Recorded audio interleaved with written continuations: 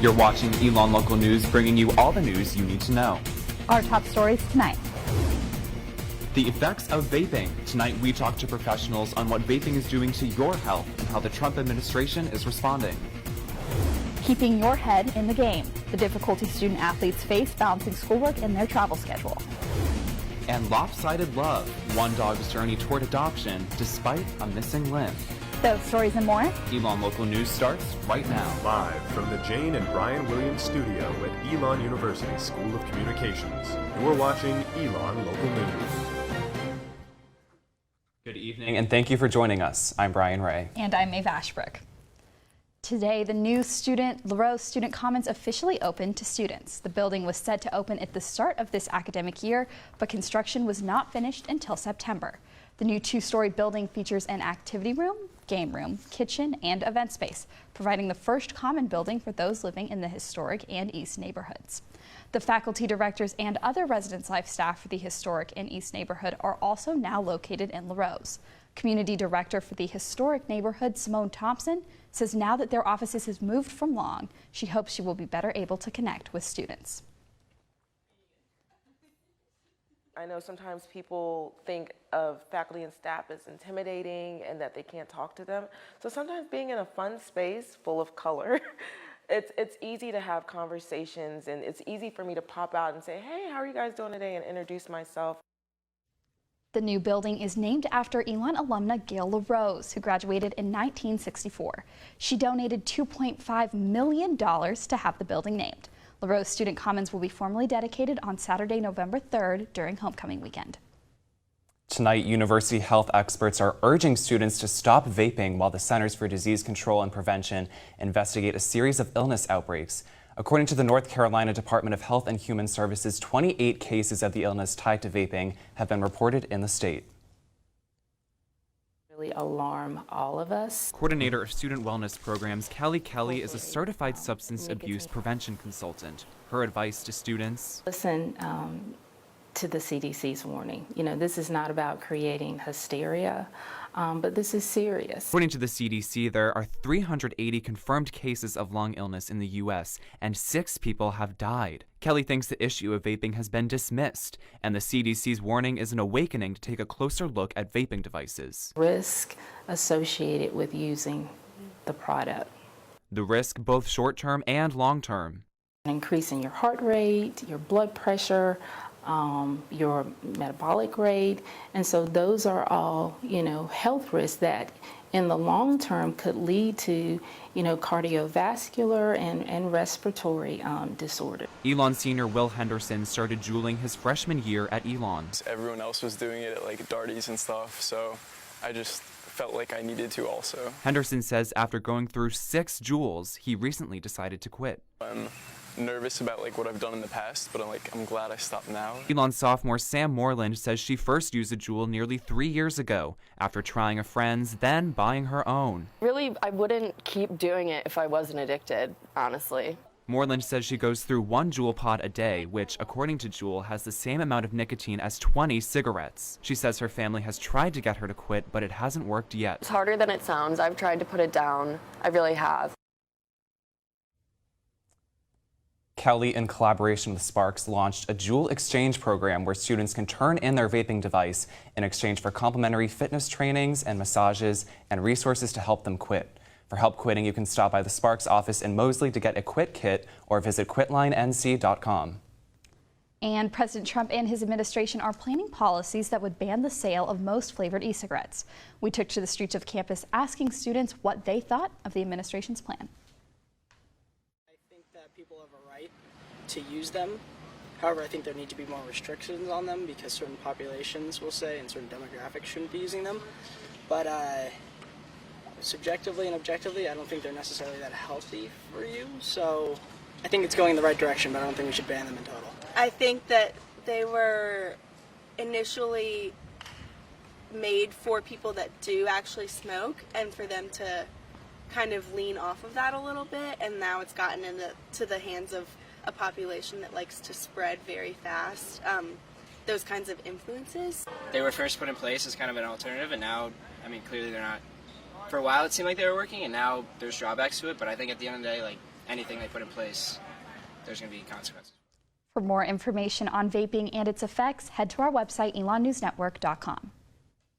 Elon's new textile recycling program is in full effect. Students are now able to recycle clothing, carpets, and almost anything in between to help limit the waste that goes to landfills. Adjunct Professor for Environmental Studies Sarah Harmon says this program makes an impact despite the action seeming small. Just one more small step that a student can make. It doesn't have to be a big grand gesture that individuals have to make. Just these little small things can add up. You can find bins in every residence hall as well as in the Mosley Center. An outside company, Green Zone, takes the materials and sorts through things that can be donated or thrifted and then finds other ways to recycle what's left. Tomorrow night, University of North Carolina at Chapel Hill's Angela Kasuba will be on campus to discuss her research on HIV prevention and treatment. Kasuba now serves as the dean for UNC Pharmacy School. Her speech, Are You on the Pill?, will be held in McCrary Theater at 7 p.m. You can find coverage of the event on our website, elonnewsnetwork.com, tomorrow evening, and a deep dive into sexual health on Elon's campus Thursday on ELN Morning. Coming up, we have Elon's new provost, Aswani Valetti, speaking to us live in studio. Go.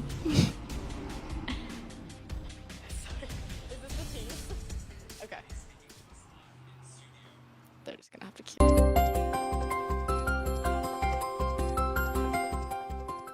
Well, we have Sierra Leavenworth live on Citron Plaza with the latest forecast. Sierra, what can you tell us? Thank you, Maeve and Brian. I'm out here in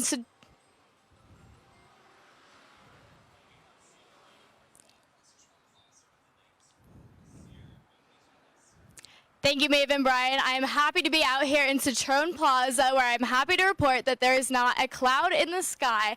However, today has been a scorcher. It is currently 89 degrees, but expect tonight to be dropping into the 60s with some light winds rolling in. I don't know about you guys, but I am ready for the fall weather to come because of this hot and humid weather recently. Now let's move into the Phoenix 5-day forecast.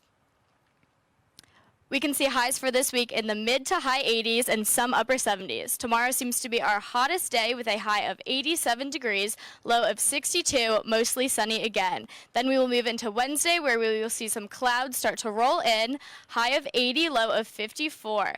Thursday, we keep the sunny streak going, high of 76, low of 52. Moving into our weekend, expect a bright and clear sky Friday with a high of 80 and a low of 54, followed by what seems to be a very nice Saturday, high of 86 and a low of 57. The good thing is we will see a lot of sun, but morning temperatures expect dropping into the 50s, so expect to carry a jacket and experience a shift in weather between your morning and afternoon classes. That's your Phoenix 5-day. Back to you in the studio. Thanks, Sierra. Looks like we aren't going to see those fall temperatures just yet. We're now joined by Elon's new provost, Aswani Valetti, here in the studio. Provost Valetti joined Elon officially on September 1st, replacing Stephen House, who stepped down after being in the role for more than a decade. Provost Valetti was Dean of the College of Arts and Sciences and Executive Director for the Center for Marine Science at the University of North Carolina at Wilmington before making the move to Elon. Thanks so much for joining us, Provost Valetti. Thank you very much. So what are your hopes for Elon as you start your new job? As you know, Elon is highly ranked as an institution of engaged in experiential learning throughout the world, not just the US. My hope is to build on the work that Dr. House and others have done at Elon and deepen those experiential learning opportunities and increase the access to all students at Elon. Great. And what would you say is something that Elon needs to improve upon? I keep hearing a lot about diversity. That's one thing that Elon is already working on to improve as part of the strategic plan. And the other one is looking at the changing landscape of higher education and looking at what programs we need to add to the fantastic programs we already have. For example, increasing the STEM areas, engineering, nursing, health sciences.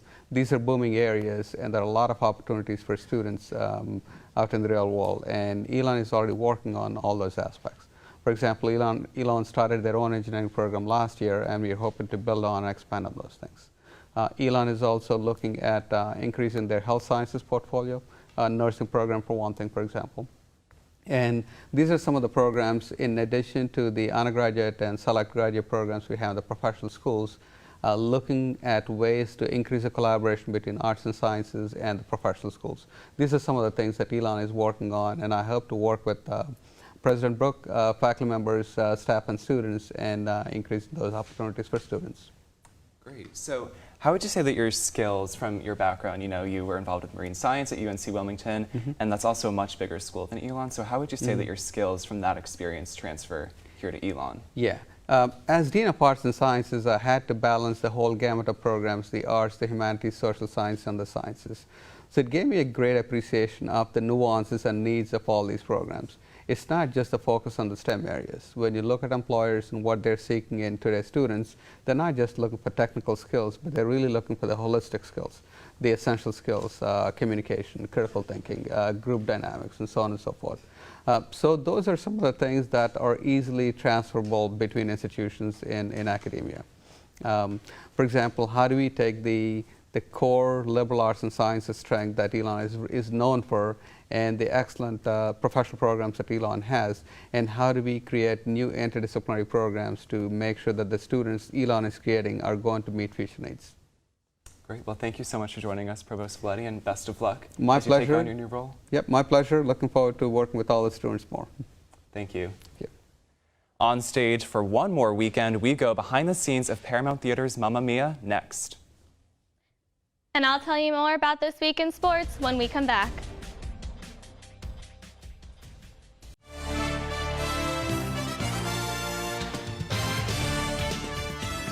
Welcome back. We have Caitlin Rundle live in studio to tell us what's new in sports. Caitlin? This past week in sports saw major ups as well as major downs for our fall sports. Starting off with football, Davis Cheek is back in the headlines for throwing 5 touchdowns in their game against Richmond University. This is a career high for Cheek and just 1 touchdown short of tying the all-time program record set in 1969. Cheek was named CAA Offensive Player of the Week, and his teammate Shamari Wingard also receiving Special Teams Player of the Week. The officially number 22 ranked Phoenix look to continue their win streak this weekend against Wake Forest. Men's soccer, on the other hand, had a less than successful weekend, losing to James Madison University 6-0. Starting goalkeeper redshirt freshman Peter Wenzel gave up all 6 goals before redshirt sophomore Alex Lauren was given his first appearance in his career in the second half. Lauren saved 1 shot and managed to keep the Dukes from scoring again. The Phoenix will look to break their losing record in their home game against Appalachian State University on Tuesday. Women's soccer shut out Hampton University 8-0 and extended their record to 6-1-1, their best record since 2015. Junior goalkeeper Valentina Estrada got her first win and goal this season and was credited with 7 saves in the shutout. They will next play at University of North Carolina at Greensboro in Greensboro on Thursday at 7. This weekend, women's volleyball held the Phoenix Challenge, where they faced Furman University and Wake Forest University. Their return to Schar Center came after 2 weeks competing in away tournaments. Our Alex Reynolds has a story on how life on the road is like for student athletes. For the past 2 weeks, the volleyball team has been traveling the country and is finally coming home to Schar Center. But back-to-back weekend away tournaments have tested these student athletes. People are always like, athletes get to miss so much class, it's so great, when if you ask any athlete, we actually really hate missing class. The team first traveled 450 miles to Township, Pennsylvania for the Robert Morris Invitational August 30th. The following weekend, the Phoenix traveled another 110 miles to Lynchburg, Virginia for the Liberty Invitational. During these trips, the team traveled 18 hours by bus, played 2-day matches in unfamiliar conditions, and still had to stay on top of their schoolwork. Stay there Friday, come back Sunday night, turn around and wake up again on Monday for class, but it goes by very fast when you're there, but then it's definitely stressful. Student athletes submit travel letters to their professors at the beginning of the semester and are expected to make up the work that they miss. Senior Nori Thomas has gotten used to the process, but now offers her wisdom to help young players learn the life of collegiate athletes. I tried to help and just been like, just get it done now as much as you can. It's more important to do that now than on like a Monday night coming back from travel. Return to Schar Center brought a much-needed return to normal for the team. In their best performance of the season, the team defeated the North Carolina Central Eagles in straight sets. They followed by winning the Phoenix Challenge, defeating Furman and Wake Forest. The team says their success came from their fans and their home court advantage. Lots of other athletic teams came out and supported us. It was really nice having people that we know here, as well as people from the community, or lots of family members were here as well. This year has been the largest stretch of away tournaments since the Phoenix joined the CAA. Tendler says it will prepare them for future games, especially the 3 straight away games to end the regular season. First thing is you have to be able to perform on the road because we're going to have road conference matches and weekends and long stretches where we are away from home. So it's a good experience for us. Alex Reynolds, Elon Local News. Volleyball will stay home for one more match against Winthrop University before traveling to Charlottesville, Virginia to play in the Jefferson Cup. That's all I have for sports. Make sure to check in to elonnewsnetwork.com and at SportsENN for updates on the games. Maeve and Brian, back to you. After Mamma Mia's opening weekend came to a close at the Paramount Theater in Burlington, our Margaret Faust went behind the curtain to learn about the cast and crew. The songs of ABBA filled the Paramount Theater this past weekend. Mamma Mia, here I go again. Songs that cast member Trinity Evans says makes the musical itself iconic. ABBA's music is so much fun, so fun to listen to and sing along, and like everyone knows, especially Mamma Mia, Dancing Queen. Evans, a high school senior from Greensboro, plays Sophie in the show. As a younger cast member, she says she has benefited from working with more experienced performers. I've learned things from them, and like they've learned things from me, and I've gotten feedback for them, and so it's like really nice because I'm also learning while I'm in the show. One of these crew members is Sean Kirkham, a drummer for the orchestra. Kirkham says he's worked for the Gallery Players for close to 10 years. It's fun to play the music, it's fun to see the shows and help out with the shows and see how the actors and actresses perform and be part of the orchestra just to give them that experience with the music. Kirkham says he's a fan of Mamma Mia because he has a personal connection to the music. I'm one of the older people here in the orchestra. I grew up and I was born in the 60s, so in the 70s and 80s when I heard all this music of ABBA, it was stuff that I grew up listening to. But the music isn't the only reason Evan says the show is worth seeing. She says the relationships built between the cast and crew, no matter their age, is reason enough to buy tickets. This ensemble building and like the bond that we have together is outstanding, and it really shows on stage. Margaret Faust, Elon Local News. The Gallery Players will be here for one more weekend. To buy tickets, you can visit their website, galleryplayersonline.com/tickets, or call the box office at 336-222-8497. Still to come, one dog hoping to make worlds and another looking for a home. We'll explain after the break.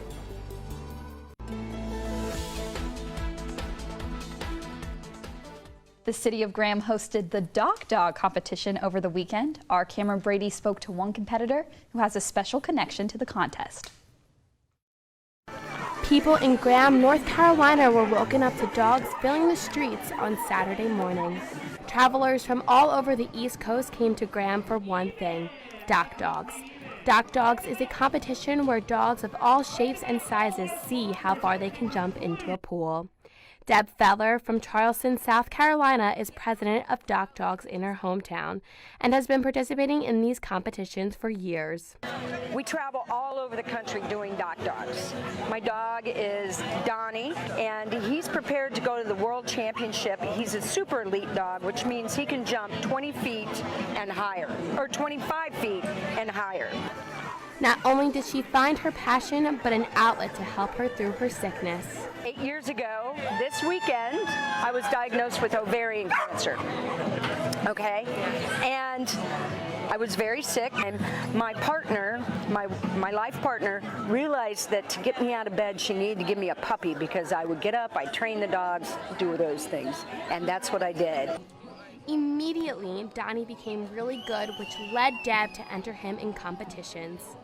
We started out with one dog. We now travel with 5. We started out staying in the hotels. That gets a little cumbersome when you have that many dogs. So we now have a travel trailer and we camp.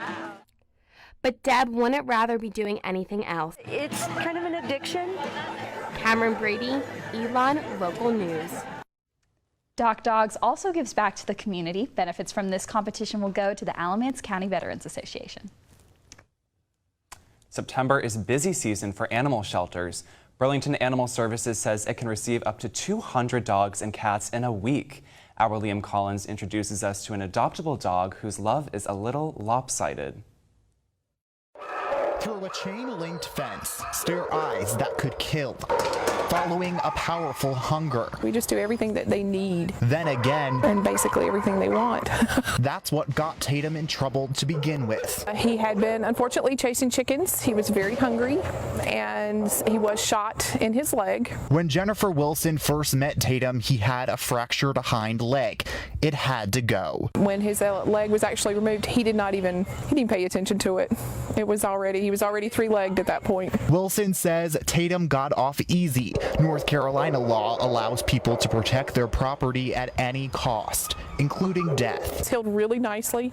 The incision looks great. He's done really well. She says Tatum is not the first pooch to lose a leg. It's actually the second she's seen this month alone. But fortunately, the damaged dogs are one of the first to go. People love an animal that has an issue. Usually those who have an issue like that actually have the best personalities. And facilities need people to adopt because as those go out the door, more come in.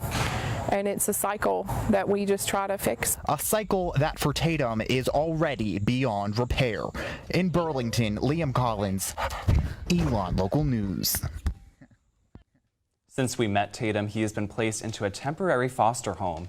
For more on how to foster dogs like Tatum, go to elonnewsnetwork.com.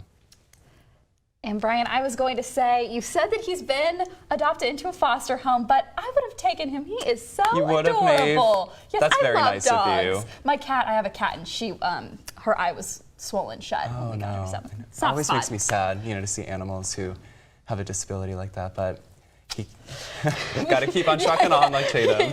Gotta do what you gotta do. Well, that's all the news we have for you today. Thanks for joining us. For all the news you need to know when we're not on the air, check out our website, elonnewsnetwork.com. Or follow us on social media at ELN News Network. Have a great week, Elon.